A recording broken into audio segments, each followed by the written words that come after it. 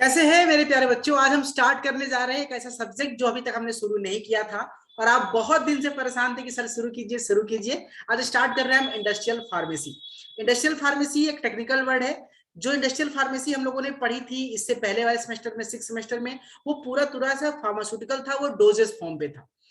कैबलेट, capsule, syrup, emulsion, elixir. लेकिन ये जो इंडस्ट्रियल फार्मेसी है टेक्नोलॉजी बेस्ड है, ये एक थ्योरेटिकल पोर्शन है। तो इंडस्ट्रियल फार्मेसी सेकंड में यूनिट नंबर 1 स्टार्ट कर रहे हैं हम। और यूनिट नंबर 1 का जो पहला लेक्चर है उसका नाम है pilot plant scale up technique. तो what is the pilot plant scale up technique, इसको डिस्कस करते हैं दोस्तों, इसको समझाते हैं आपसे और बारी बारी से हम डिस्कस करेंगे आपके सामने, उसको बताएंगे कि ये क्या होता है। इसको समझने से पहले कुछ चीजें आप समझिए दोस्तों। पहली चीज आप ये समझ लीजिए कि क्या होते हैं pilot plant scale up technique में। दोस्तों ये आप समझिए इस तरह से कि पहली चीज तो ये, एक छोटी सी कहानी आपको सुनाता हूं, उस कहानी को सुनिए और उस कहानी से इस कठिन से चैप्टर को कोरिलेट करिएगा।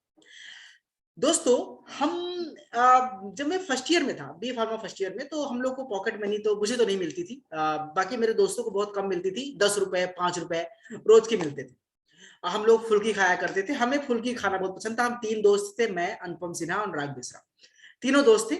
तो उसमें क्या होता था, एक दिन हम लोगों ने संडे को सेशनल तैयारी कर रहे थे, साथ में थे सब लोग, पढ़ाई कर रहे थे। तो ये प्लान हुआ कि यार रोज फुल्की खाते हैं हम लोग, 5 रुपए की साला केवल 5 फुल्की आती है। तब 5 की 5 फुल्की आती थी, अब जमाना और बदल गया है। 5 फुल्की आती, क्यों ना ऐसा करें 10-10 रुपए तीनों लोग मिलाया जाए, 30 रुपए का। 10 रुपए का सूजी लाएंगे, आटा घर पे है, थोड़ा सा तेल घर पे है, और बाकी मसाला लाएंगे, जीरा जल घर में बनाएंगे, आलू उबालेंगे और फुल्की घर में बनाएंगे। और कम से कम 30 रुपए हम लोग जब आटा और सूजी लाएंगे तो कम से कम 100-150 फुल्की बन जाएगी और खूब खींच के दिन भर खाएंगे। भैया प्लान हो गया, पूरा आटा आया, सूजी आया। एक बार में हम लोगों ने पूरा सूजी, 1 पाव सूजी, करीब आधा किलो आटा सान दिया, पूरा आलू उबाल दिया। मटर, पूरा आलू उबालने के बाद उसको पूरा जीरा जल को पूरा पानी में घोल दिया। घोलने के बाद अब हम क्या भाई, फुल्की बनाए तो थे नहीं कभी, बस जानते थे कैसे बनता है कि भाई पतली पतली लोई सूजी और आटा मिला के पतली पतली बेलो और फिर उसको ग्लास से काट के गोला गोला उसको तेल में छान लो। भैया हम लोग मोटी मोटी बेल दिए, काटे तो मोटी मोटी कटी, और जब छाने तो साला पूरी हो गया, वो तो फूला ही नहीं। अरे बाप रे भाई, वो 30 रुपए बर्बाद, पूरा पैसा बर्बाद, पूरी मेहनत बर्बाद। उस दिन घर में कोई था नहीं। अनुपम की चाची की हम लोग ये प्रोग्राम किए थे, चाची बाहर गई थी। जल्दी जल्दी पूरा तेल मसाला जो गिराए थे, जीरा जल उसको डाल के फेंके, आलू फेंके, मतलब पूरा पैसा और मेहनत बर्बाद। मैं ये कहानी आपको क्यों सुना रहा हूँ, क्योंकि हम पहली बार उस काम को करने जा रहे थे, मुझे उसका आइडिया नहीं था। सही तरीका ये होता कि पहले 1-2 फुल्की, थोड़ा सा आटा सान के, थोड़ा सा जीरा जल हम बनाते, आधे गिलास पानी में थोड़ा थोड़ा मिलाकर जीरा जल बनाते। उस रेशियो को याद रखते, अगर हमें पता चलता है कि जीरा जल अच्छा बना है तो उसी रेशियो में हम बड़ा जीरा जल बनाते। फुल्की 2-4 पहले छानते, अगर लगता है कि हाँ सही छना है, नहीं सही छन रहा, तरीका गलत चेंज करते, फिर और पतला बेलते और अच्छे से छानते और तरीके से करते। यानी कि हम लोगों ने एक बार में सारा पैसा इन्वेस्ट किया, एक बार में सारा माल किया और पूरा का पूरा बर्बाद। दूसरा एग्जांपल लेता हूं, उस कहानी को समझिए। थोड़ी सी स्टोरी कहानी में बताना जरूरी है, कहानी नहीं बताऊंगा तो आपको चैप्टर समझ में ही नहीं आएगा। दूसरी स्टोरी, जब मैं इंडस्ट्री में जॉब करता था, तो इंडस्ट्री में जॉब करता था तो वहां पे एक नया केमिस्ट आया था, एक नया फार्मासिस्ट आया था, और मैं तब एक सीनियर पोजीशन पे पहुंच चुका था, वो मेरे जूनियर में था। तो मैंने उसको बताया था कि एक इमल्सन बनाना था। इमल्सन कैसे बनता है, इमल्सन में सबसे पहले क्या होता है कि हमारे पास जो वाटर बेस होता है, लिक्विड बेस होता है, ऑयल बेस होता है, उसको मिक्स करना, ढेर सारे रिएजेंट थे, लाइकोपिन सिरप बनाना था इमल्सन बेस्ड। अब उसमें क्या होता है दोस्तों, सबसे टिपिकल प्रोसेस क्या होता है कि जब हम लाइकोपिन ऑयल को वाटर बेस के साथ मिक्स करते हैं तो हमको इमल्सिफाइंग एजेंट P80 चाहिए होता है। और उसको जब हम मैनुअली मिक्स करते हैं हाथ से, तो हमको जब ऑयल और वाटर मिक्स कर रहे हैं तो उस समय सेकिंग बहुत तेज होनी चाहिए। और अगर उस समय हम थोड़ा सा स्लो हो जाएंगे और सेकिंग नहीं करेंगे, ऑयल वाटर मिक्स कर देंगे, तो वो घुलना कभी लाइफ में नहीं खुलेगा और पूरा का पूरा आपका जो टैंक है, पूरा का पूरा जो बैच है, उसमें ब्रेकिंग आ जाएगी। ऑयल ऑयल अलग, वाटर वाटर अलग। उस बच्चे ने क्या किया, 300 लीटर का बैच लेना था। उसने 300 लीटर के बैच में, बस उसको पता था ये मिलाना है, ऐसे मिलाना है, ऐसे मिलाना है, ऐसे मिलाना है, ऐसे मिलाना है। उसने सारा मिला किया और मिलाने के बाद सब बन गया। 2 घंटे बाद ब्रेकिंग हो गई, ऑयल ऑयल अलग, वाटर वाटर अलग, 300 लीटर का बैच बर्बाद। सोचिए कितना बड़ा नुकसान उस कंपनी का। फिर उसके साथ जो हुआ तो मैं आपको क्या ही बताऊं।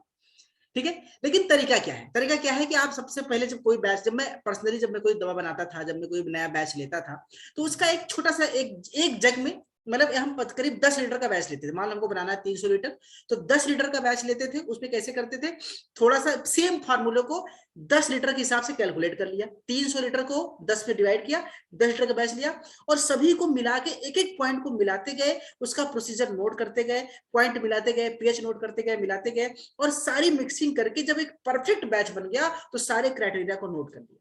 अब वही क्राइटेरिया को बड़े स्केल में जब हम बनाएंगे, बड़े पैमाने पर बनाएंगे, तो अब हमारा बैच खराब नहीं होगा। यानी दोस्तों, pilot plant scale up technique का मतलब क्या है, इसको आप इस तरह समझिए कि जब भी आप कोई बड़ा बैच बनाने जा रहे हैं, किसी भी मैन्युफैक्चरिंग करने जा रहे हैं किसी ड्रग का, तो उस बैच को बनाने से पहले उसके छोटा बैच बनाइए, सेम फार्मूले के साथ, सेम कंपनी के साथ, किसी छोटे इक्विपमेंट में छोटा बैच बनाइए और उस पर पहले आप परफेक्ट हो जाइए कि ये बैच कैसा बन रहा है, क्या क्या इसमें क्रिटिकल पॉइंट आएंगे, क्या क्या डिफिकल्टीज आएगी, उसको नोट करिए, उस पर ध्यान दीजिए और उस नॉलेज की हेल्प से बड़ा बैच बनाइए ताकि आपका बैच खराब ना हो। यानी इसको ये समझिए, जैसे आप पहली बार समोसा बनाने जा रहे हैं, आपको समोसा बनाने का सहूर नहीं है, तो आप 100 किलो आलू और 50 किलो मैदे का समोसा एक बार में ना सान दो, पहले 10 समोसा 5 समोसा बना के देख लो, अगर सही बने तो आगे बढ़ो।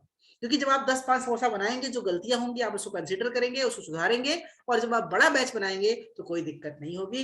Pilot plant scale up technique का मतलब बस यही होता है कि किसी भी बड़े प्रोडक्शन करने से पहले उसका एक छोटे स्केल पे, लैब के लेवल पे, एनालिसिस के लेवल पे, इस छोटे लेवल पे उस बैच को बना के उसकी टेस्टिंग करिए, उसका वैलिडेशन करिए। अगर वो परफेक्ट है, पास है, तो ही उसको आगे बढ़ाइए और आगे बढ़ाने के बाद दोस्तों बड़ा बैच लीजिए। ओके, फिर डेफिनेशन जान लेते हैं। पहले हम तीनों वर्ड को अलग अलग जान लेते हैं। What is the pilot, what is the pilot plant and what is the scale up. देखिए प्लांट का मतलब क्या होता है। प्लांट का मतलब होता है दोस्तों ऐसा कोई प्लेस जिसको हिंदी में फैक्ट्री कहते हैं भाई, जहां पे 5M आपस में मिलते हैं। आपके सामने स्क्रीन में दिख रहा है 5M दोस्तों, क्या क्या है 5M में, क्या है, मनी, मटेरियल, मैन, मेथड और मशीन। ये 5M जो आपस में मिलते हैं, तो पांचों M मिलने के बाद क्या बनता है, प्लांट बनता है।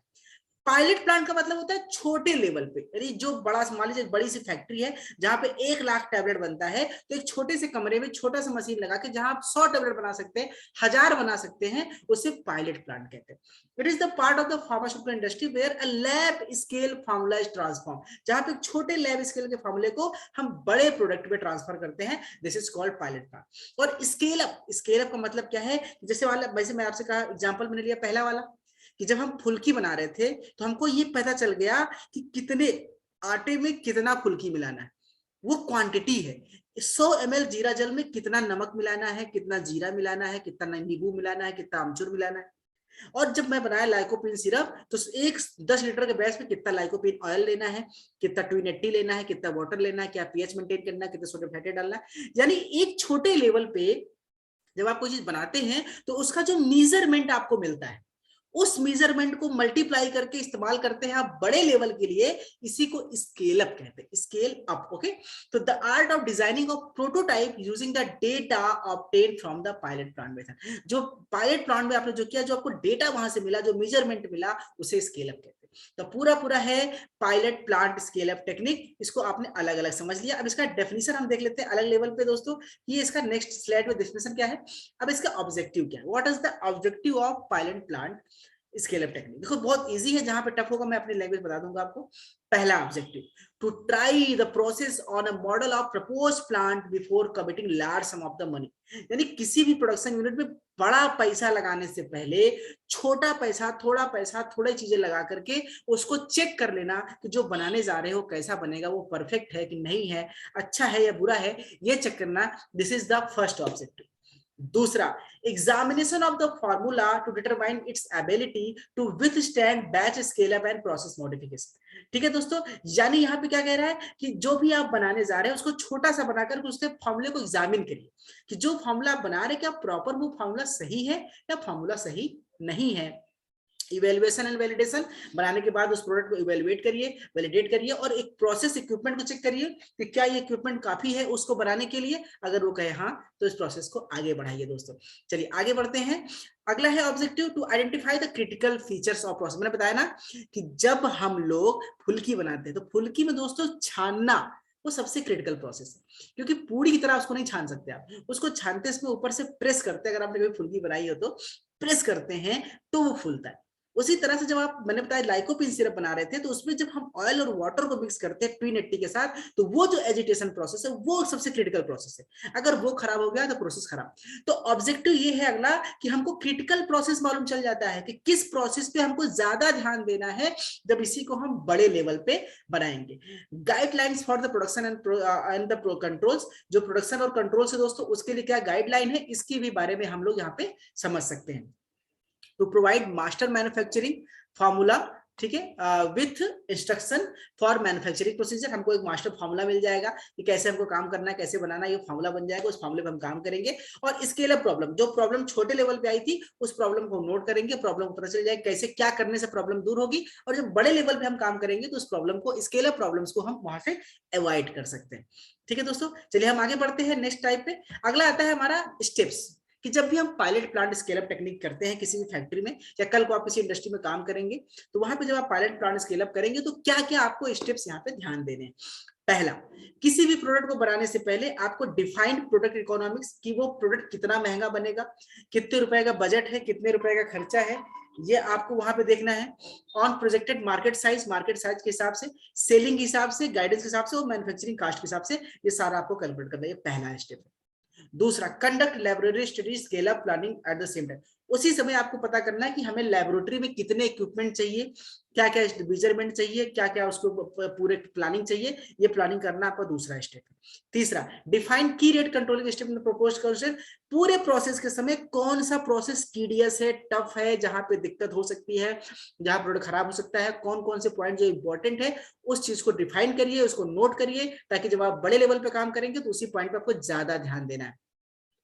Conduct preliminary larger than laboratory studies with equipment to be used in rate controlling steps in ad plant design। अब क्या करिए, अब उसको लैब से थोड़ा सा बढ़ा और पूरे इक्विपमेंट थोड़ा छोटा, यानी छोटे लेवल पे, जैसे मान लीजिए आपको बनाना है 5 लाख टैबलेट, तो आप 1000 टैबलेट बनाइए और 1000 टैबलेट बना के छोटे लेवल पे उसका पूरा एक्सपेरिमेंट परफॉर्म करिए, उसको देखिए कि आप जो कर रहे हैं वो कैसे कर रहे हैं। आगे हम बढ़ते हैं। अगला है design and construct a pilot plant including provisions for process and environmental control, cleaning and sanitising system, packaging and waste handling system and meeting regulatory agency requirement. अब क्या करना है, आपको डिजाइन करना है, कंस्ट्रक्ट करना है एक पूरे पायलट प्लांट का सिस्टम, एक डिजाइन आपको कंस्ट्रक्ट करना है कि कैसे करेंगे, उसका क्लीनिंग सिस्टम कैसा होगा, उसका पैकेजिंग सिस्टम क्या होगा, उस समय ह्यूमिडिटी कितनी रखनी है, टेम्परेचर कितना रखना है, उसका एनवायरमेंटल कंट्रोल कितना होगा, उसकी पैकेजिंग किस तरह से हम करेंगे, ये सारा कंट्रोल आपको यहाँ पे देखना है दोस्तों। ठीक है, फिर आपका बन गया प्रोडक्ट। अब आपको इवेलुएट करना है, वैलिडेट करना है कि प्रोडक्ट कितना अच्छा बना है, खराब बना है, क्वालिटी क्या है, ये सारा इवेलुएट करना, ये इसका लास्ट स्टेप है दोस्तों। ठीक है, तो चलिए हम आगे बढ़ते हैं नेक्स्ट टॉपिक में। अब हमारे पास आता है जनरल कंसिडरेशन, यानी कि हम जब pilot plant scale up technique करते हैं दोस्तों, तो उस समय हमें क्या क्या चीजें ध्यान देनी है, हमारा जनरल कंसिडरेशन क्या क्या है। तो जनरल कंसिडरेशन में कुल 10 पॉइंट है। अक्सर एग्जाम में क्वेश्चन पूछेगा what are the general consideration, 10 point का नाम लिखिए हेडिंग वाइज, और दो लाइन 4 लाइन सब में लिख दीजिए, बहुत डिटेल नहीं पूछना है। मैं आपको समझाता हूँ कि 10 पॉइंट्स क्या है। जब भी हम कोई पायलट प्लांट स्केल अप करेंगे, इसको ये समझिए कि जब आप पायलट प्लांट स्केल अप करने जा रहे हैं किसी फैक्ट्री में, तो आपको कौन कौन से 10 चीजों के बारे में आपको ध्यान देना है। ठीक है दोस्तों, चलिए डिस्कस करते हैं 10 पॉइंट कौन सा है। 2 सेकंड का पॉज दीजिए, बहुत गर्मी हो रही है। मैं थोड़ा सा कोशिश करता हूं कि फैन चला लूं, अगर आप कहिए तो फैन चला लूं। आगे बात करते हैं। पहला इसका जो जनरल कंसिडरेशन है दोस्तों, this is the reporting responsibility. यानी जब से पहले जब आप pilot plant scale up technique शुरू करने जा रहे हैं, उस प्रोसेस को स्टार्ट करने जा रहे हैं, तो वहां पे आपकी टीम के 2 लोग होंगे। एक R&D की टीम, यानी उस कंपनी के सबसे टॉप मोस्ट की टीम, जिसको R&D यानी रिसर्च एंड डेवलपमेंट ग्रुप कहते हैं, जो ये आपको प्रोसीजर देगा, फार्मूला देगा कि आपको कैसे कैसे करना है। एक वो होना। दूसरा, वो प्रोसीजर, वो लोग जो काम करेंगे, यानी जो फार्मासिस्ट हैं, जो केमिस्ट हैं, जो ऑपरेटर्स हैं, जो काम करेंगे, तो इन दोनों के बीच में एक रिस्पॉन्सिबिलिटी बट जाए। पहले वो प्रोसीजर दे दे, आप उसकी रिस्पॉन्सिबिलिटी लीजिए। सबसे पहला है कि रिपोर्टिंग रिस्पॉन्सिबिलिटी, कौन ये काम करेगा, कैसे करेगा, इसकी रिस्पॉन्सिबिलिटी लोगों को बांटी जाए। जैसे मैं मान लीजिए कंपनी का सीईओ हूं और मुझे ये काम देना है, तो मैंने R&D टीम को बोल दिया। अब R&D टीम लोगों को बांटेगा कि भैया सुरेश तुम ये काम कर लो, प्रमोद तुम ये काम कर लो, रानी तुम ये काम कर लो, सोहन तुम ये काम कर लो, गुलाबो तुम ये काम कर लो। ये सब इस तरह से काम बांट दिया। ठीक है, ये काम बांटने के बाद दोस्तों फिर हमारा दूसरा स्टेप होता है पर्सनल रिक्वायरमेंट। अब हमें ये पता करना है pilot plant scale up technique में कितने स्टेप्स हैं, कितने प्रोसेस है, और पूरे स्टेप पूरे प्रोसेस के लिए हमें कितने वर्कर की जरूरत है, उस वर्कर में कितने ट्रेंड होने चाहिए, कितने ऑपरेटर होने चाहिए, कितने केमिस्ट होने चाहिए, कितने इंजीनियर होने चाहिए। इतने लोगों का हमको एक पूरा ग्रुप बनाना है। भाई अगर हमें पहले से पता है कि इस काम में हमको 3 लेबर चाहिए, एक फार्मासिस्ट चाहिए, 2 ट्रेंड केमिस्ट चाहिए, एक इंजीनियर चाहिए जो मशीन को हैंडल करे, मशीन चलाए, ऑपरेट कराए, तो इसे बोलते हैं पर्सनल रिक्वायरमेंट। तो scientist with experiment in plant pilot plant operation as well in the actual production area are the most preferable. कि भाई कोशिश करिए कि जो पायलट प्लांट या स्केल अप जहां एक्चुअल काम हो रहा है वहां पे साइंटिस्ट और एक्सपीरियंस वाले जितने भी वर्कर हो ज्यादा से ज्यादा हो, वो बेहतर हो, रिजल्ट आपका बहुत बेहतर आएगा। अगर आपके पास उतना बजट नहीं है, आपके पास लोग उतने अच्छे नहीं है, तो आप किसी एक दो के साथ बाकी अनट्रेंड को लगाकर भी काम कर सकते हैं। They also have to understand the intent of the formulator as well as the understand the perspective of the production personnel. जो प्रोडक्शन काम हो रहा है दोस्तों, उस चीज को पहले समझता हो, जो बंदे वहां पे काम करने जा रहे हैं उनको उसके बारे में कंप्लीट आइडिया हो, वो उसको अच्छे से भली भांति समझते हो। अगला, as the group should have some personal with engineering knowledge as well as scale up to involve engineering step. यानी जो लोग वहां पे काम कर रहे हैं दोस्तों, उनको पहले से कुछ नॉलेज हो। ऐसा नहीं कि एकदम नए लोगों को भेजते हैं उनको कुछ नहीं पता, उनको पहले से उस कार्य के बारे में पता हो, उस एक्सपेरिमेंट के बारे में पता हो, उन्होंने उस पर काम किया हो और उस पर वो काम आगे कर सकते हैं। ये आपको चीजें ध्यान देनी है। दूसरा है स्पेस रिक्वायरमेंट। कहाँ पे आप काम करने जा रहे हैं उसका लिए एक प्रॉपर स्पेस चाहिए। पता चला आप बना रहे 1000 टैबलेट, या आपने कोई बैच बनाने जा रहे हैं, मान लीजिए 10 लाख बोतल सीसी बोतल आपको बनाना है कोरोना की वैक्सीन, 10 लाख वायल, और आपने पायलट प्लांट लेवल पे 1 लाख यानी 1000 बनाना शुरू किया। लेकिन इतना छोटा कमरा चूज कर लिया कि ना वहां रखने की जगह है, ना स्टोरेज की जगह है, ना टेस्टिंग की जगह है, ना टेबल कुर्सी है जहां पे बैठ के ऑफिस वाला काम कर सकते, कोई जगह ही नहीं है। तो आपको कितना स्पेस चाहिए, वे भी आपको दूसरा रिक्वायरमेंट है। तीसरा है, पहला है एडमिनिस्ट्रेशन इंफॉर्मेशन प्रोसेस, जहां पे बैठ के आप सारा एसओपीज बनाए, डेटा बनाए, एक ऑफिस वाला काम करे। एडमिनिस्ट्रेशन के लिए आपको स्पेस चाहिए। दूसरा फिजिकल टेस्टिंग इस एरिया, जहां पे आप टेस्टिंग करें दवाओं को बना के, उसके लिए स्पेस चाहिए। तीसरा स्टैंडर्ड इक्विपमेंट फ्लोर स्पेस, जहां पे आप बना रहे हैं एक्चुअल में जहां पे काम कर रहे हैं उसके लिए आपको स्पेस चाहिए। चौथा स्टोरेज, बनाने के बाद आप कहां इसको रखेंगे, स्टोर कहां करेंगे, इसके लिए स्पेस चाहिए। ये 4 स्पेस होना आपके लिए बहुत ही ज्यादा जरूरी है। चलिए आगे हम बात कर लेते हैं दोस्तों।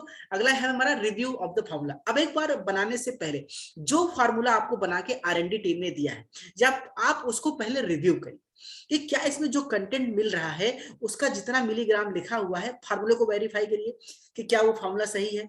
आप उसको खुद से कैलकुलेट करिए कि 3 लाख टैबलेट के लिए अगर जिंक 300 ग्राम चाहिए तो 1000 टैबलेट के लिए कितना ग्राम चाहिए, क्या वो कैलकुलेशन सही है। जो मटेरियल आप मिला रहे हैं उनके बीच कोई थेरापेटिक इनकम्पैटिबिलिटी तो नहीं है, वो आपस में अल्टर तो नहीं रह रहे हैं, मटेरियल लिखा कुछ है आपको मिच कुछ और तो नहीं मिल गया है। यानी सारा फार्मूला जो भी आपको मिला है उसको रिव्यू करना है, एक बार क्रॉस चेक करना है बनाने से पहले। The purpose of each ingredient and its contribution to be final product manufactured on the same scale laboratory equipment should be understood। आपको पता होना चाहिए कि जो प्रोडक्ट में जितनी चीजें मिलाई जा रही हैं उन सबका रोल क्या है, उनका काम क्या है, ये आपको पहले से पता है, तभी आप समझेंगे प्रोडक्ट आपका सही बनेगा कि नहीं बनेगा। The effect of scale up using equipment that may be subject the product to stress the different type and degrees more readily to predict and recognize। ठीक है, ये चीज आप यहाँ पे समझ गए होंगे। आगे बढ़ते हैं हम लोग दोस्तों। पांचवा है रॉ मटेरियल। अब एक बार हमने फॉर्मूला रिव्यू कर लिया, अब आपको चाहिए क्या, रॉ मटेरियल। जब तक रॉ मटेरियल मिलेगा नहीं आप प्रोडक्ट कैसे बनाएंगे। भले आपको छोटे लेवल में ही बनाना है, फुल्की आपको 4 ही बनानी है, नहीं मेरी तरह पगड़ाई करके 500 फुल्की बनानी है, लेकिन थोड़ी फुल्की के लिए आप कहते हैं रॉ मटेरियल। क्वांटिटी ऑल दो कम रहेगी लेकिन रॉ क्वांटिटी आपको चाहिए। तो अब आपको क्या करना है, pilot plant scale up technique के हिसाब से जो आपको फार्मूला मिला है उस फार्मूला के हिसाब से कितना एक्टिव इंग्रेडिएंट चाहिए, क्या क्वांटिटी चाहिए, उसको मेजर करके आप उसको इशू कराएंगे, अपने पास रखेंगे। ये हमारा अगला स्टेप हो गया। छठे स्टेप पे दोस्तों हम लोग आते हैं। यहाँ पे छठा स्टेप हमारा है इक्विपमेंट्स। अब रॉ मटेरियल के बाद हमको इक्विपमेंट चाहिए जिस मशीन पे काम करना। अब इक्विपमेंट पे आपको ध्यान देना है दोस्तों। इक्विपमेंट ही डिसाइड करता है कि आपका जो प्रोडक्ट बन रहा है उसकी कॉस्ट कितनी आएगी। इसको इस तरह समझिए दोस्तों, जैसे मैं आपसे दोस्तों एक छोटा सा एग्जांपल ले रहा हूं, मैं समोसा एग्जांपल ले रहा हूं, फेवरेट मेरा एग्जांपल है समोसा। समोसा अगर दोस्तों आपको 1000 समोसा बनाना है, मेरी बात समझिए, 1000 समोसा बनाना है और 1000 समोसा आपको बेचना है, और 1000 समोसा के लिए अगर आप बड़ी सी कढ़ाई चढ़ाएंगे जिसमें एक बार में आप 250 समोसा निकाल सकते हैं, उसमें तेल डाल दिया, आप समोसा उसी में छान दिया। अब ध्यान समझिएगा। अब एक पहला ऑप्शन है। दूसरा ऑप्शन है आपके पास छोटी कढ़ाई है जिसमें आप एक बार में 10 समोसा छान सकते हैं। अब आप 10-10 करके 1000 समोसा छानेंगे या 250 करके 4 बार में छानेंगे, तो ज्यादा सस्ता कौन पड़ेगा, इजी सी बात है कि प्रोडक्ट जितना बना रहे हैं उसके हिसाब से 250 वाला सस्ता पड़ेगा, क्योंकि टाइम बचेगा, तेल बचेगा और वर्कर बचेंगे। उसमें आपको बहुत टाइम लगेगा, वर्कर लगेंगे बनाने में, सस्ता पड़ गया। दूसरा एग्जांपल लीजिए, मान लीजिए आपको 10 समोसा बनाना है। अब केवल ध्यान से दूसरा एग्जांपल, 10 समोसा बनाना है और आपके पास एक कढ़ाई ऐसी है जिसमें आप 250 समोसा एक बार में छान सकते हो, और दूसरी कढ़ाई ऐसी है जिसमें एक बार में आप 20 समोसा छान सकते हो। तो कौन सी कढ़ाई सस्ती पड़ेगी? अब यहाँ उल्टा हो गया, अब 20 वाली सस्ती पड़ेगी क्योंकि इसमें कम तेल लगेगा, जल्दी से बन जाएगा। अब 250 वाले में आप 15 किलो तेल डालोगे और 10 समोसा छानोगे तो ज्यादा महंगा पड़ेगा। इसी हिसाब से क्या क्वांटिटी है, ये डिपेंड नहीं करता छोटा बड़ा, डिपेंड करता है स्केल अप टेक्निक में कितनी क्वांटिटी हमको बनानी, उस क्वांटिटी के हिसाब से मशीन का चयन करना है। अगर इक्विपमेंट छोटा है बड़ा हम चूज करते हैं तो प्रोडक्ट का कॉस्ट इफेक्टिव होगा, उसमें वेस्टेज ज्यादा निकलेगा, तो कुल मिला के प्रोडक्ट कॉस्ट बढ़ेगी, कॉस्ट बढ़ेगी तो हमारा प्रोडक्ट फेल हो जाएगा, मार्केट में हम सर्वाइव नहीं कर पाएंगे। तो the most economical and the simplest efficient equipments which are capable of producing product within the proposed specification and use. ठीक है, आपको ध्यान देना है कि कौन सबसे सुटेबल होगा हमारे प्रोडक्ट के हिसाब से, कितना क्वांटिटी हमको बनानी है उस हिसाब से कितनी बड़ी मशीन इस्तेमाल करना है, ये चीज समझना आपके लिए बहुत ज्यादा दोस्तों जरूरी है। आगे हम बात करते हैं, चलिए थोड़ा सा द साइज ऑफ इक्विपमेंट, बताए साइज बहुत जरूरी है, इक्विपमेंट का कितना बड़ा इस्तेमाल करना है उसको देखना जरूरी है।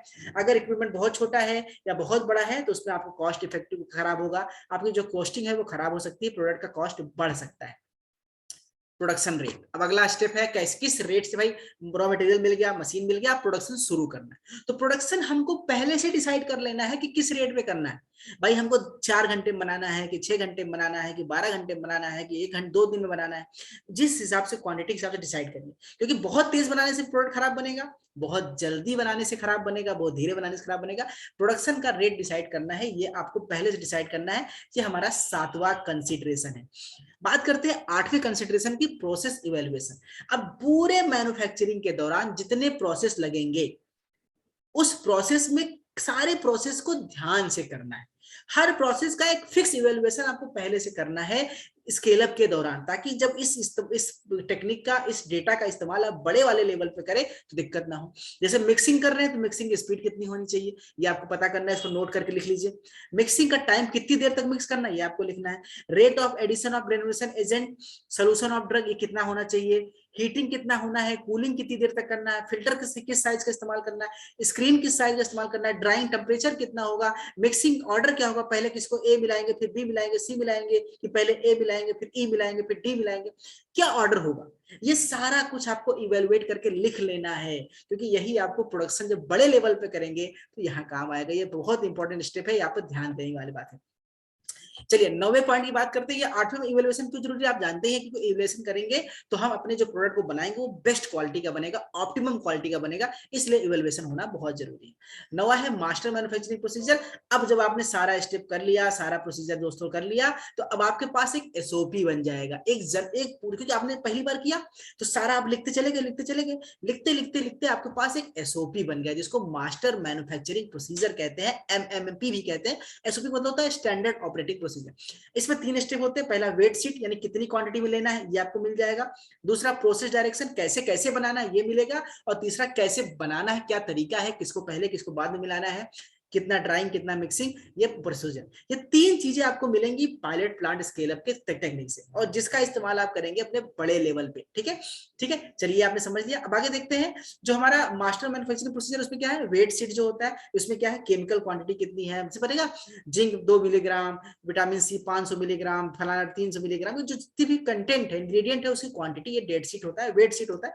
ठीक है, बाकी प्रोसेस क्या होगा, कौन कौन स्पेसिफिकेशन होंगे, मिक्सिंग का time, mixing speed, heating, cooling, temperature, ये सारे स्पेसिफिकेशन, ये सब मिलके क्या बनता है, मास्टर मैन्युफैक्चरिंग प्रोसीजर दोस्तों। और जो लास्ट है product stability and uniformity, product बन गया, आपने बना लिया, अब आपको प्रोडक्ट की स्टेबिलिटी चेक करनी है, 2 दिन रख के 4 दिन रख के कि प्रोडक्ट स्टेबल है कि नहीं है, उसकी बायोलॉजिकल टेस्टिंग करनी है, उसकी यूनिफॉर्मिटी टेस्टिंग करनी है, क्यूसी में भेजना है, उसकी हर तरह की टेस्टिंग करनी है। जो भी इवेल्युएशन होते हैं टैबलेट के, कैप्सूल के, सिरप के, ये सारे इवेल्युएशन आपको यहाँ पे करने हैं दोस्तों। तो ये हो गया हमारा 10वां। तो ये जनरल कंसिडरेशन मैंने आपको ब्रीफ में बताया, डिटेल बताया, आप अपने हिसाब से पॉइंट वाइज लिखिएगा, एग्जाम में पूछता है तो 10 पॉइंट को आप एक्सप्लेन कर दीजिएगा। एक टॉपिक मैं और डिस्कस करता हूँ इसी क्लास में, जिसे बोलते हैं जीएमपी कंसिडरेशन। जीएमपी कंसिडरेशन का मतलब होता है कि जब आप किसी कंपनी में master pilot plan scale technique करेंगे तो जो गुड मैन्युफैक्चरिंग प्रैक्टिस है जीएमपी, वो आपको कुछ डॉक्यूमेंट मेंटेन करने पड़ते हैं, यानी कुछ आपको काम करने हैं और उस काम का डॉक्यूमेंट मेंटेन करने। जब भी आपके यहाँ डीआई छापा मारेगा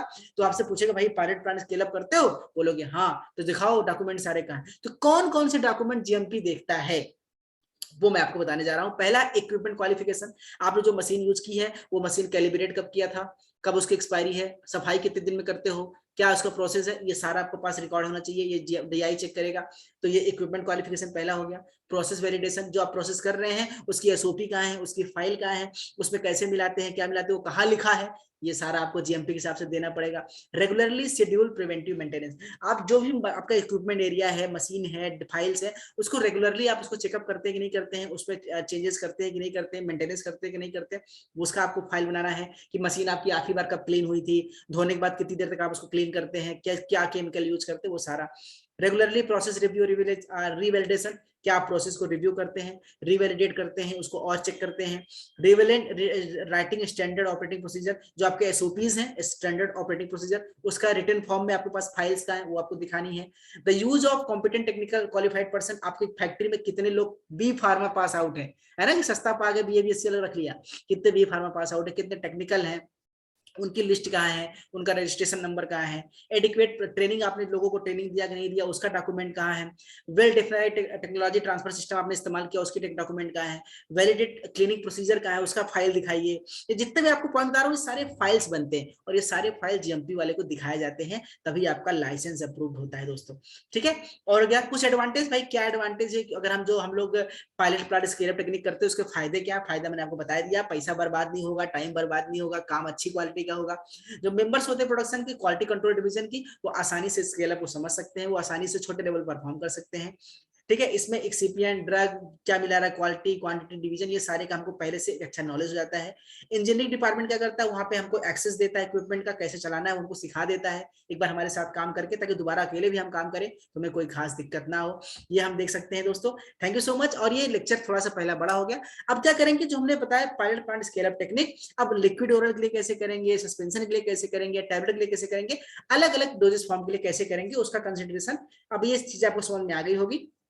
तो एक नया तरीका मैंने आज इजाद किया दोस्तों पढ़ाने का। आपको क्लास कैसी लगी, आपको अच्छी लगी हो तो बताइए, कमेंट सेक्शन में जरूर बताइएगा। और फिर आपसे हम मिलते हैं दोस्तों नए क्लास में नए टॉपिक के साथ, और इसके नेक्स्ट लेक्चर में हम इस यूनिट को खत्म करने की कोशिश करेंगे। कैसा लगा आपको क्लास, जरूर बताइएगा। अगर आपको लगेगा कि हाँ मेरी मेहनत सही है तो फिर मैं कंटिन्यू करूंगा, अदरवाइज फिर मैं इसको स्टॉप करूंगा। Thank you so much, take care, bye bye.